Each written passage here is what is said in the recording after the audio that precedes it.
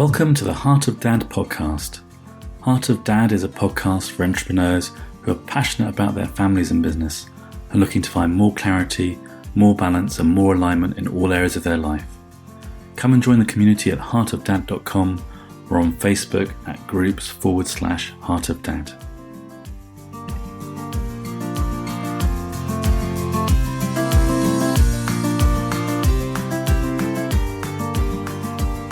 This week on the Heart of Dad, I'm delighted to introduce Simon Hartley to the show.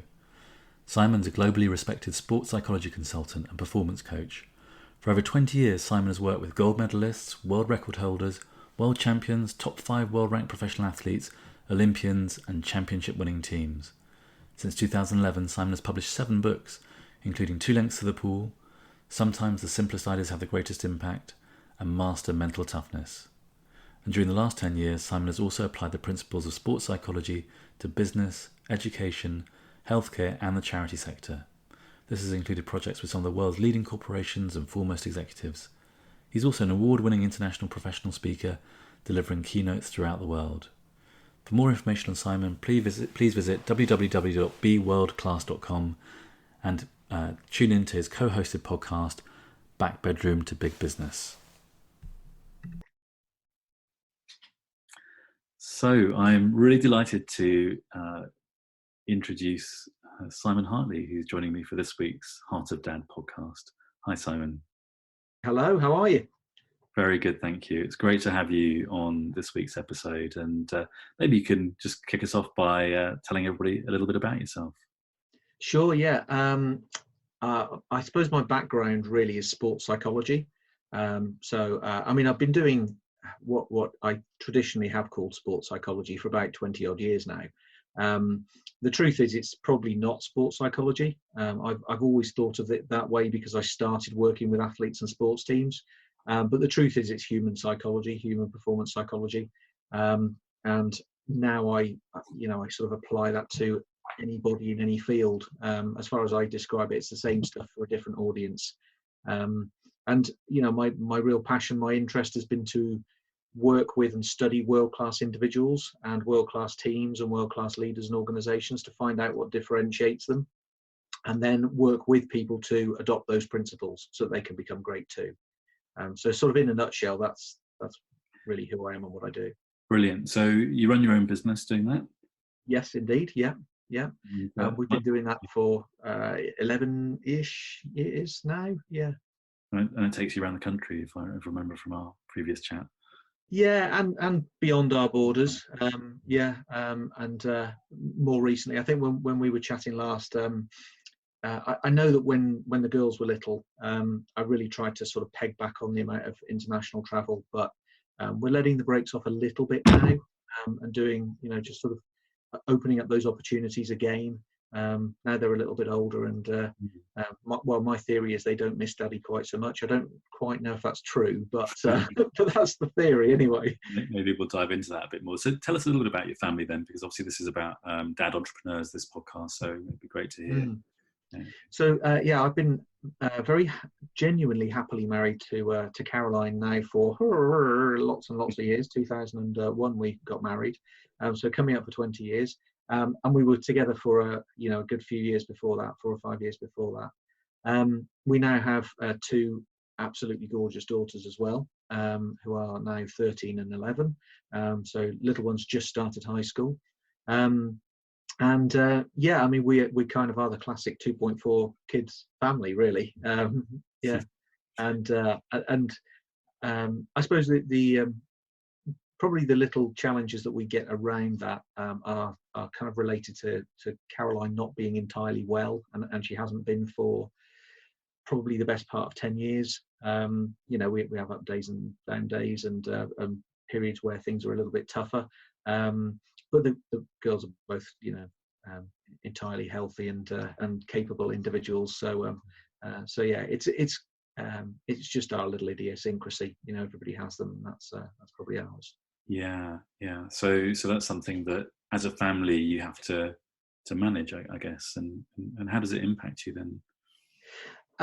It does in all sorts of ways. There are the practical things like, some days when we go out, we have the wheelchair in the boot, or when we go on holiday, we've got to kind of cater for the wheelchair and bits and pieces. Some days we will just happily go out for a day out, and we won't need it, and other days we will. We also know that if Caroline overdoes it, then there'll be a few days where she might not be able to get out of bed.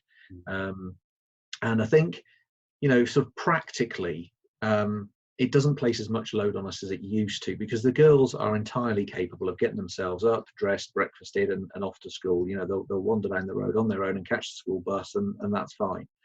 They can even get home from school and cook their own dinners if they need to. I mean, they're very, very capable girls. But I guess the bigger issue from my point of view is, if I'm away and Caroline's not well, that there is there's a big feeling of kind of guilt, and I should be around, I should be taking care of her, and I should be taking care of the girls, and I can't do that if I'm halfway around the world, or even halfway around the country. So that I think is probably the slightly bigger issue, kind of wanting to be here and be able to be the dad who can take care of everybody. I can imagine that can play hard on you. And with all the dads I've been speaking about, particularly because the focus here is business owner dads, that tension between wanting to promote and develop and run your business so it thrives and provides for your family, alongside the pull towards your family needs is always quite powerful, and there's often guilt associated.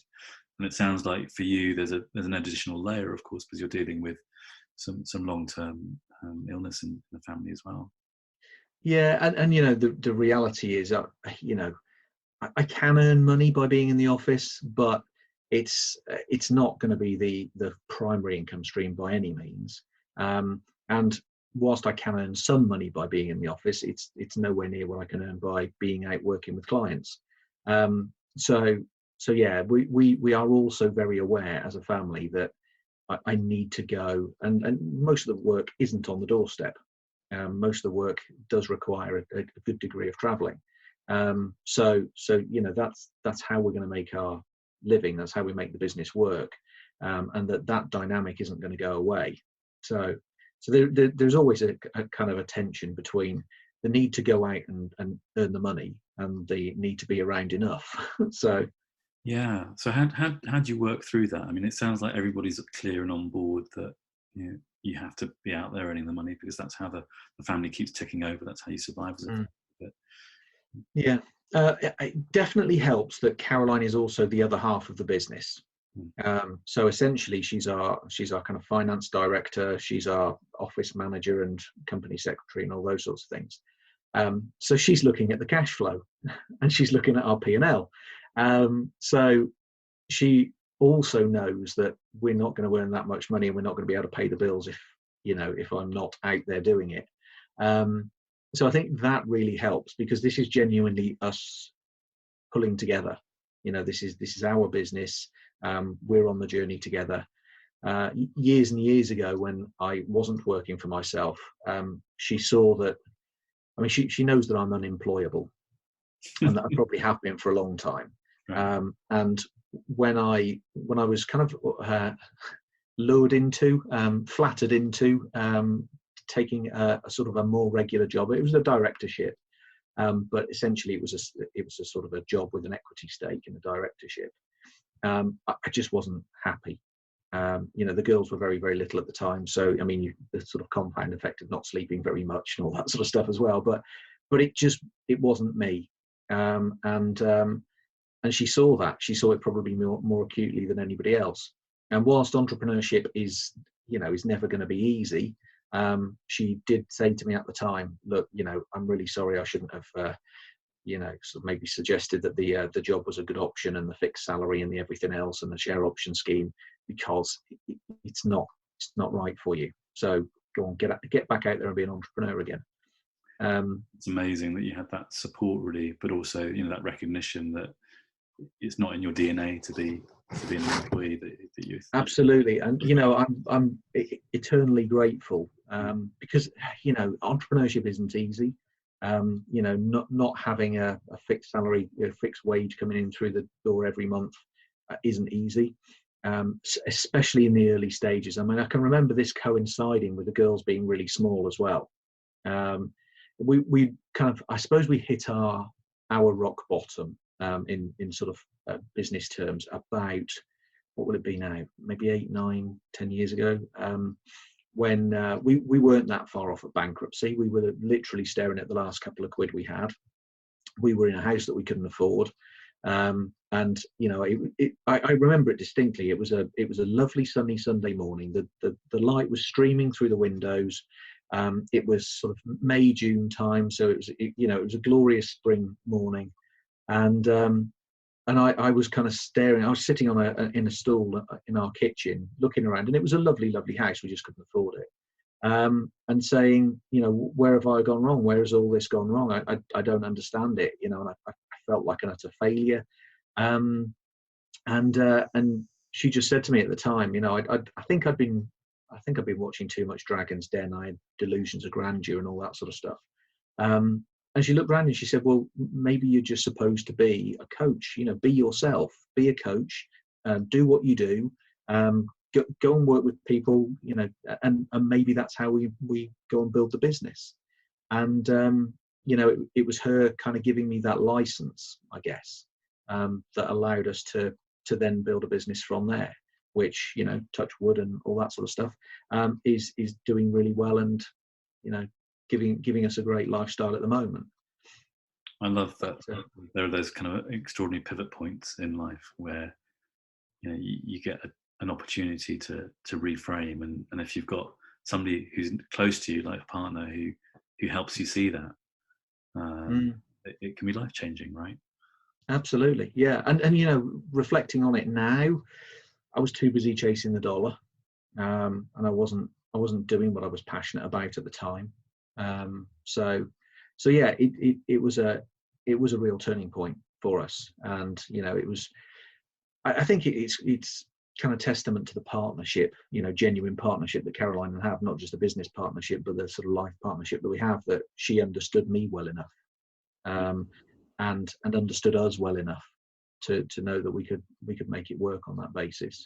And that was the point at which we turned the corner. Amazing.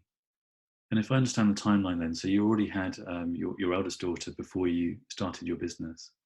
Yeah, I mean, I sort of stepped out of that job, that sort of directorship job with the share option scheme. I think it was 3 days before our youngest was born. Stepped into a void with, I mean, we worked out we had about enough money. When I sold my shares back and all that sort of stuff, we had enough money to live on for about 3 months if we didn't earn another penny. And actually, it's like having a bucket of cold water thrown over you. It really does wake you up. You've now got a couple of day old baby. You've got a sort of nearly 2-year-old daughter as well. And in 3 months' time, if you don't get your bum in gear, there's no more money. So you best get working. I think that's an extraordinary, and not many people would have the courage. I mean, you had two things happened, it seems to me, listening to you. One is that Caroline helped you see that what you were doing, or came to a recognition that you'd already come to yourself, that what you were doing in paid employment wasn't serving you, that you were. Yeah. And then you're having a child at the same time. So it's like life is almost forcing you into a place of action, isn't it, at that point? Absolutely. Clearly you're in a situation where you've got 2 young children, you've got your home to pay for, you've got life to pay for, and you have to get in gear. It's literally sink or swim in that moment, isn't it? It really is. And I mean, I know a few guys at the moment who have stepped out of a corporate job. Some of them have started along an entrepreneurial path, and they might have 12 months or so before they really need to turn a coin. And it is a different reality than having 3 months. And actually, I personally, I think having 3 months worked for me. It doesn't give you time to sit on your bum. You have to get out there and get it working. Yeah, for sure, it gives you really sharp focus. I remember when I started my business with some friends back in the mid-2000s, and I was like you. I had probably 2 or 3 months worth of cash in the bank, we, we were putting our weekly spending in envelopes in cash. So we Yeah. used our bank card, so we just knew exactly what we had to budget and to get through those days. And the outcome, I think, like you're saying so brilliantly, is it's just ruthless focus on being successful. You do whatever it takes Yeah. to make that money, because without that, then I mean, it's not that there's no turning back, because obviously you can try and find a job again, but the emotional investment of starting your own business is enormous, isn't it? Yeah, completely. And there are also times when you're right. I mean, you could go out and look for a job. There are also times in the sort of economic cycle where you might be at the start or in the middle of a recession, and actually jobs aren't that easy to find anyway. And entrepreneurship was second nature to me. It made more sense in my own brain to go out and earn your own next fee than it did to go and apply for a job. So yeah, I think it was reasonably natural for me to step back into. And what I love about the story is when you came into alignment with your natural talents and capacities, then it all flowed from there. Whereas Completely. when you push in a different direction, then it was much harder. Completely, yeah. And bizarrely, I mean, I authenticity is kind of central to my philosophy, and I was not being authentic. I was not being myself. I was trying to be something else, and I wasn't following my passion, which is also central to my philosophy. I was chasing the dollar. So it was a brilliant lesson, rather painful one at the time, but it was a brilliant lesson for me. Yeah. Well, the best ones are painful, aren't they? But I imagine it's made some great stories for you to tell now as you grow your business. That's true. Yes. Yeah. And I think probably all the more powerful because it's got some genuine personal experience in there. Yeah. Well, so Simon, another question that's on my mind really is, given the very particular circumstances you have at home with Caroline and your two children, and the nature of your business, which is that takes you away from home, how do you maintain your own health? I don't even mean physical, but in all senses, physical, mental health, because there's quite a lot of pulls on your energy and focus and time, it sounds like, in your life. Yeah, it's true. It's something that I'm really well aware of. And I think in terms of trying to get the balance right, Caroline, particularly early on, was a really good barometer for me. She was also the one who said, your diary's starting to look a little bit crazy. You are away are you aware that you're away for 6 nights over the next couple of weeks or whatever it is? And the reality is, it's kind of workload's a bit like a concertina. You get some crazy periods, and then you get some periods where it's a bit more sensible, and then it goes back to crazy again. But it's when you get lots of those bunching up all at the same time, or one after another, you can get kind of months when it's just crazy. And she would be the one that questioned me or said, that it's starting to look rather ridiculous now. What are you doing?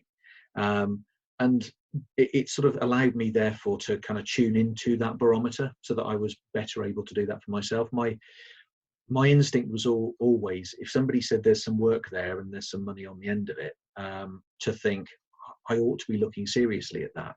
And it doesn't mean I would always take it, because it's got to align in all sorts of ways. Philosophically, it's got to be right. Culturally, there's got to be a good fit. I've got to know that I'm delivering value for the client. But almost my last question was, have I got the energy and capacity to do it?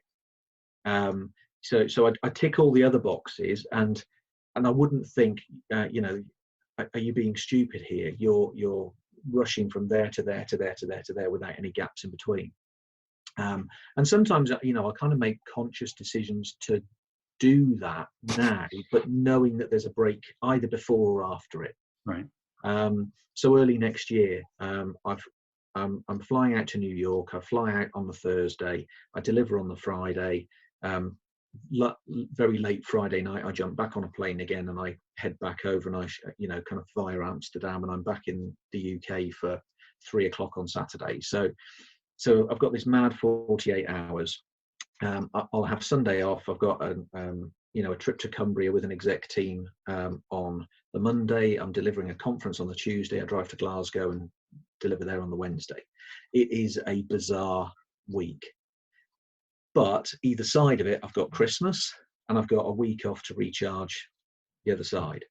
So I can kind of see how I get the balance in there. Yeah. I take my nutrition quite seriously. We went meat free about 3.5 years ago. I didn't realize that it would help, but it has helped. We sort of did it for ethical reasons, and it ended up being really, really good for health as well. I get out and walk the dog and take the fresh air as much as I can. If I've got days in the office, I'll probably take him out 2 or 3 times. And it's not just the exercise bit. It's being out in the fresh air. It's having 20 minutes to walk along the side of the river and watch the birds go by and just collect my thoughts up. So I need that time as well. I don't do an awful lot of meditating, but I try and do it frequently. So I'll have my little 5 to 10 minutes before bedtime, or before I go to sleep, sitting up in bed usually, just to kind of check in and get to a point of equilibrium so that I can get a good night's sleep. So I'm trying as much as I can just to use little tools, put it into a habit so that it's part of the natural sort of flow of daily life. And it's all worked in there, and I can be consistent with it. So yeah, there are lots of things that I try and work in there to keep my energy good as well. I think the fact that I love what I do also helps energetically. But I know that that's not enough on its own, because if I do too much of it, I will hit a brick wall. I have hit brick walls in the past. And what's happened when you have? Again, sorry. What has happened when you've hit a brick wall? So a couple of things. I mean, I might find that I become ill, which has happened a couple of times. But also I've noticed that if I keep track of my emotions, I really tune into my emotions. I notice that I start entering into a zone that I'm not used to emotionally.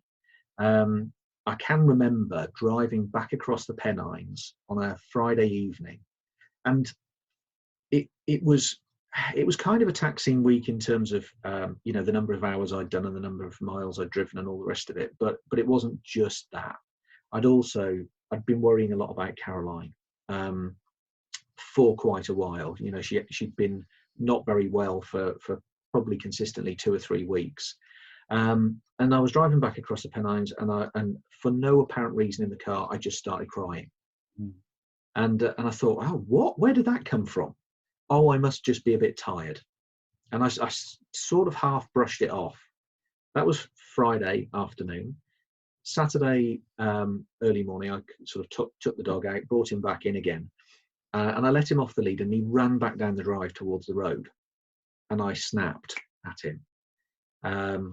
A little while after that, and actually Caroline sort of poked her head out of the bedroom window and said, what's up? I said, no, nothing. It was, the dog had ran down the driveway. And she said, no, what's up with you? I said, no, I'm fine. Maybe just a bit tired. And then I snapped at Cheska, our littlest. And I thought, hang on a minute, something not right here. We actually went for the day out. We went for a lovely walk up around a National Trust property. And it wasn't until the back end of that afternoon I thought, hang on a minute, I know what this is really about. This is that compound effect of being a bit tired, but just constantly worrying about Caroline for weeks. It's all built up, and I haven't really been aware of the build up because I've been so busy in the fast lane doing what I'm doing. And even with illness, I notice it's not really until I sort of take my foot off the gas and slow down a bit that it hits me. So, I've taken my foot off the gas. It's hit me. I just need to recognize this now for what it really is. And that's when it becomes, part of my awareness. Yeah, I love that. I love that you were able to see what was happening and make sense of it. And sometimes those things kind of hijack us, and it's only when I've lashed out, as you say, or got really grumpy or uncharacteristically kind of short with people around me, I think, okay, yeah, there's something out of the calibration's gone wrong there. I need to reset somehow. Yeah. And I don't think these things. I'm a great believer in momentum. I don't think it's one thing that takes us there usually.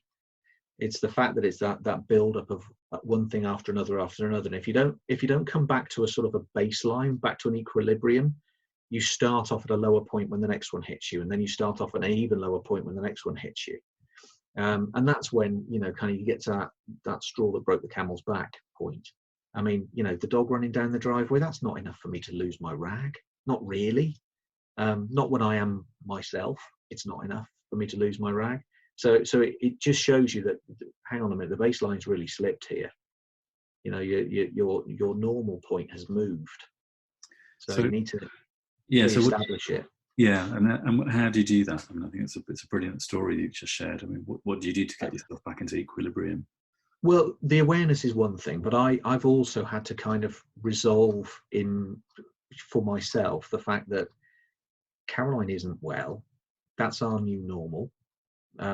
Worrying about it's not going to help really. Kind of feeling guilty, feeling angry, whatever, that's not going to help either. So you kind of got to get to the point of acceptance, on a kind of larger philosophical level. Are you a Star Wars fan? Mm-hmm. Remember in the third film, Anakin's talking to Yoda about being afraid that Padme might die during childbirth. He's had these visions and dreams, and Yoda says to him, "You have to let go of all that you fear to lose." And it really hit me. I was shit scared of losing Caroline. And that's really where my fear was bubbling up from. If I don't resolve this, it's just going to be there. So I have to get to a point of resolving it. I have to get to a point of accepting that we are where we are. I might not like it. It might not be how I design it, but that is our reality. So I have to live with it rather than trying to battle against it. That's such a profound insight. I think a lot of people would resonate with what you're saying there, Simon.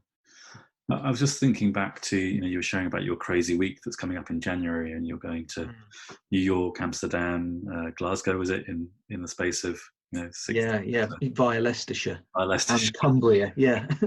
yeah. So that's going to be quite a week. And I don't know about you, but when I've been kind of really pushing myself hard, I'm more on the introverted side. So my sort of longing when I do that is to want to withdraw and just recharge my batteries a bit and really calm down. And of course, when you have children, their longing is quite different. The age they're at, of course, but mine's younger than yours. Mine's only 5. So when I might be wanting to sort of have my space, then of course he wants a lot of dad right then. And I'm just wondering how that's played out in your experience. When your needs versus kind of what your children have wanted from you. Yeah, I mean, I noticed it particularly when they were younger, and it wasn't just theirs. I mean, it was theirs, but it was also particularly when they were really small. I can remember coming in and feeling exhausted, having done a long day or a long couple of days. And Caroline was exhausted too because she had the kids. And the first thing she wanted to do was offload them on me. Tag team, your turn. Yeah. You haven't had them, you haven't seen them. And at that point, all I wanted to do was crash into the armchair, and probably just shut my eyes and not do anything. It's not quite as acute now because I'll come through the door and the dog will he'll come up and want some attention for a couple of minutes, and then after that he's fine. The girls will want their hugs, but after that they're fine too, and off they go. And then usually Caroline gets hers last because the others they just run quicker. So yeah, there are those kind of moments, but it's usually not as I walk through the door now, but it will be over the course of the weekend. And so I'm really conscious. I mean, we went away for the weekend last weekend. We went down to Snowdonia and spent a few days down there and got away from it, which was fantastic. It was part of Caroline's birthday present. And the little one, Cheska, she had some homework to do, some revisions, some French and some math. So I said to Caroline and Phoebe, I said, you guys go and explore the craft centre. Leave Cheska and I here, and we'll just do the revision together. So that's a bit of time that we get. That's just us. Phoebe, who's my eldest, and I, she's a movie fan as well. So just having some movie time. The other two guys can go off shopping, and we'll just, we'll go watch a movie. So it's plugging in little bits like that, or taking the dog out for a walk together so that we can have a chat as we wander across the fields. Finding those little bits of time, and they do still want those moments, and I still want those moments. And Caroline, she also values the fact that she can get a bit of one-on-one time with one of the girls as well, and that I can get my one-on-one time with them. But we do prioritize time all together as well. So over the, for both our birthday presents, Caroline and I, mine to her was, the weekend in Snowdonia. Hers to me was a weekend glamping. The phones don't work. There's no Wi-Fi, there's no internet, there's no nothing. So you're just away together. So you can play card games and board games and other bits and pieces. So it's kind of working those periods of time in so that we get real quality time when we get it. Because it would be so easy, I think, to miss those moments because you're still head buried in phone or head buried in work or whatever it happens to be. And I think that those are the bits that the girls really still value. I'll be honest, I thought by the time that they were the ages they are now, I would be so uncool as a parent. They wouldn't want to spend any time with me. They wouldn't care. They wouldn't be bothered. But they still are, which is really lovely, but quite surprising. Yeah, that is amazing. I think not everybody's experienced, but I love that they are. It says, the word that's coming to my mind about all aspects of your life actually is intentional. It's kind of a theme that comes through. You're really intentional about how you look after yourself. You're intentional about how you make connections with your children and your wife and your dog.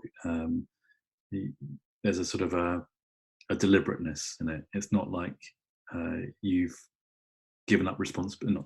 Not you would, but sometimes it can feel like we just give up responsibility for making sure it's okay. And actually, there's something really clear in how you handle things in your life, that you have that intention that it's going to be okay. Yeah, I mean, years and years ago, a friend of mine, when I was working sort of purely in elite sport, he worked with England cricket, and they were away somewhere between 6 and 9 months of the year, because even when they play test matches at home and test series at home, he's not at home. Right. He'll be in camp with them.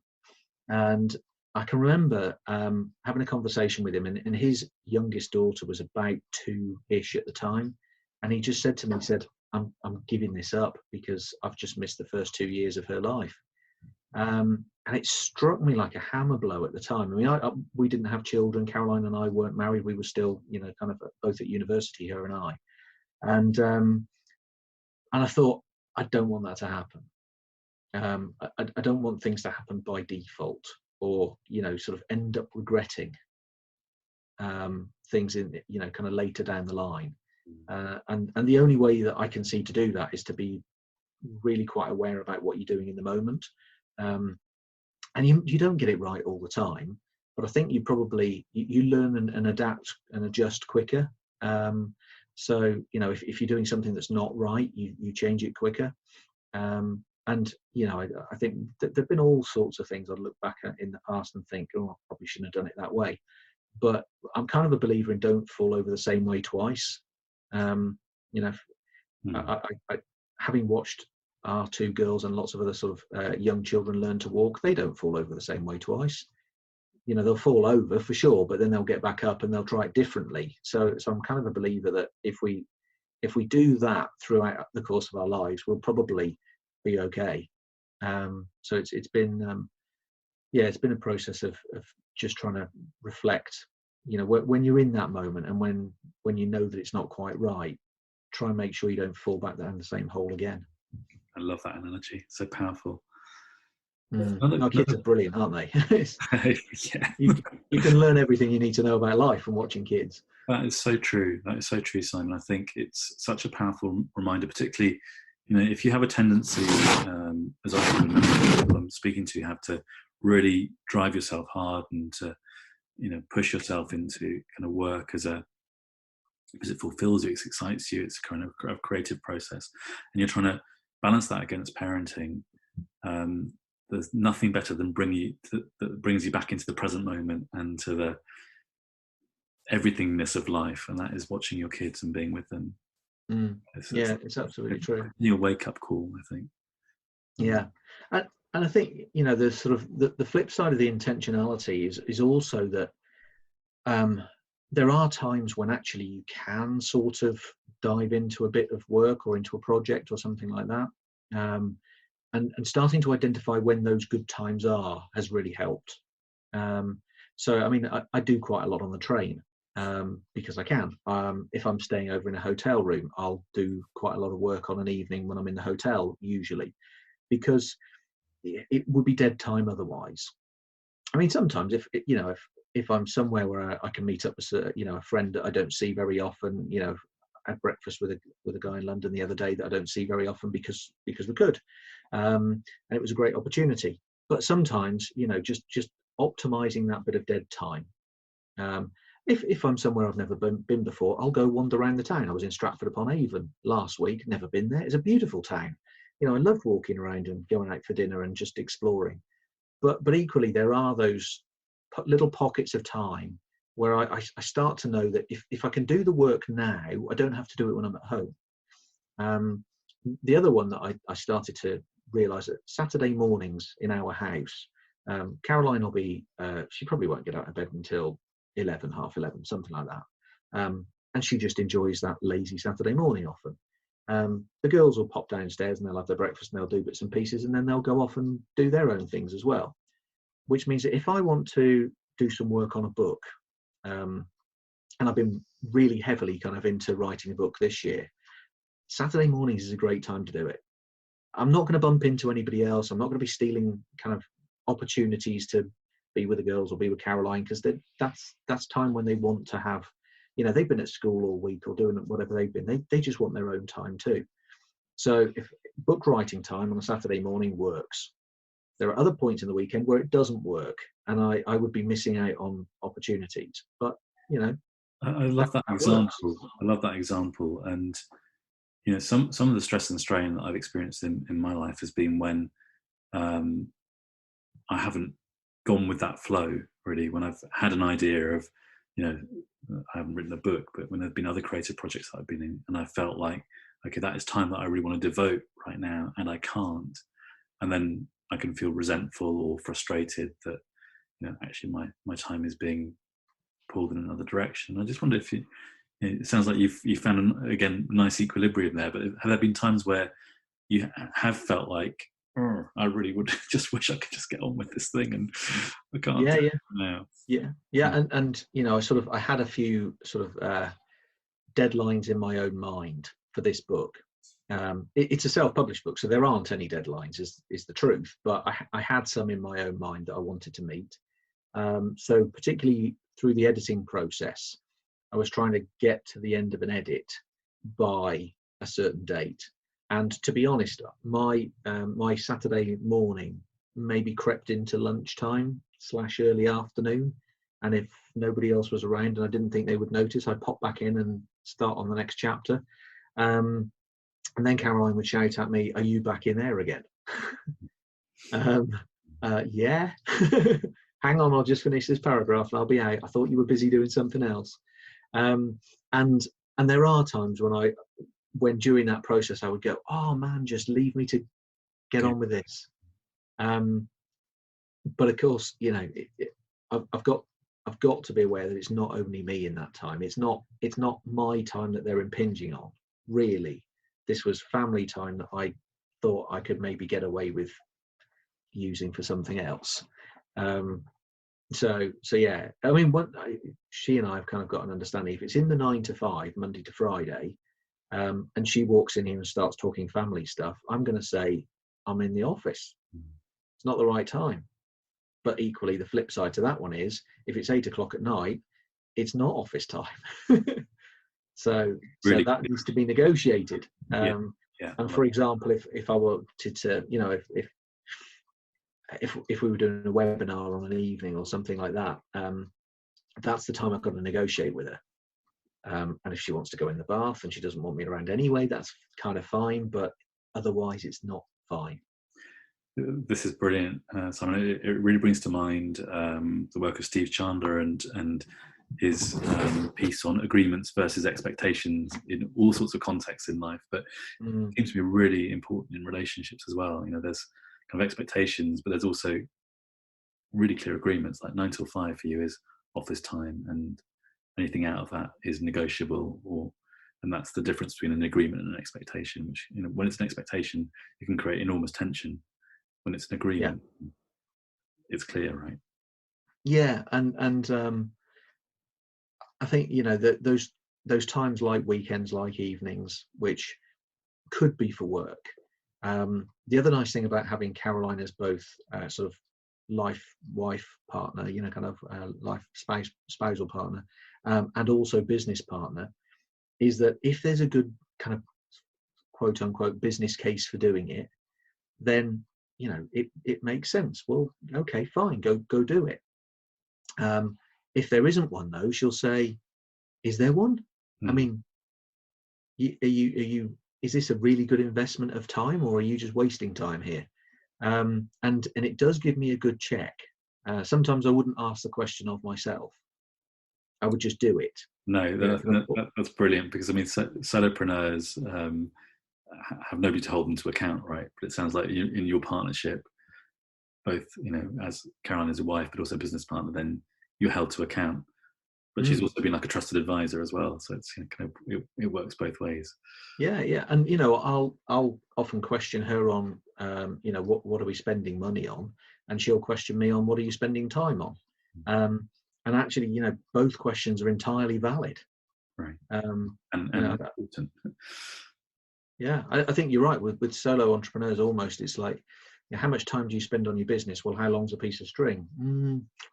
Not sure that's the best answer, honestly, because you could, if that was money, you'd just go spending good money after bad, and you wouldn't, you'd go bankrupt.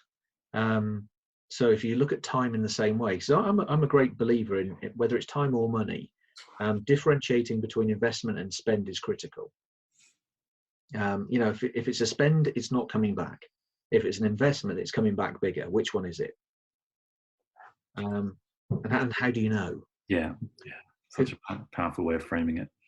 Yeah, because if you think about your time going down the toilet just like money would be, then you might as well have not spent that time, just like you shouldn't have spent the money.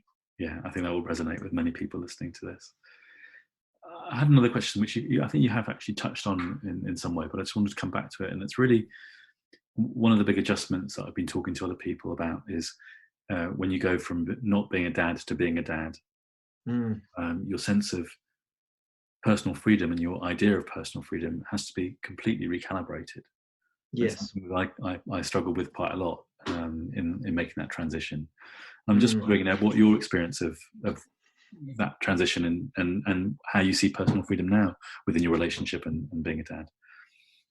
Yeah, I think you're right. I'm actually watching a very, very close friend of mine who I've known for years and years and years go through this now, because literally their little one was born over the weekend. And starting to, he said to me last week, he said, oh yeah, I won't be doing much of that in the next few weeks or months or maybe years, and he used to go kind of mountain biking every weekend. And I think that you could look at it and think, all that stuff that I used to love doing, I can't do as much of. Or you could look at it and say, I can still do some of that stuff, probably not quite as much, but what are the new opportunities? What's the stuff that I never imagined I would be doing or could be doing? And how much fun could that be? And I, kind of quite very quickly started to realize, because I worked in sport, in elite sport, my weekends weren't really my own anyway, because sports clubs play on weekends, so you're working. And so I kind of went from working in elite sport and working in professional sport to having children sort of fairly quickly. And just noticed almost a transitional shift. It's ultimately with time, you don't have more of it or less of it. You just decide what you use it for. So I'm going to be swapping using it for a purpose that I was using it for, and transfer that onto something else. And if both of them can be really enjoyable, really fulfilling, really meaningful, then does it matter that I changed the thing or not?